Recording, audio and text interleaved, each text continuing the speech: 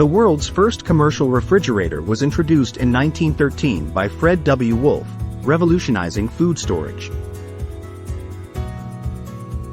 The first home refrigerator with a built-in freezer was introduced in 1940 by General Electric.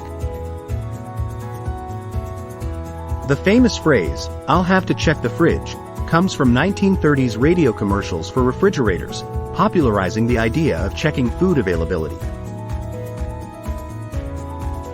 The crisper drawer in refrigerators is designed to maintain higher humidity, keeping fruits and vegetables fresh for longer. The world's largest refrigerator is the FridgeWonders in Norway, used to store seeds from around the world to preserve plant genetic diversity.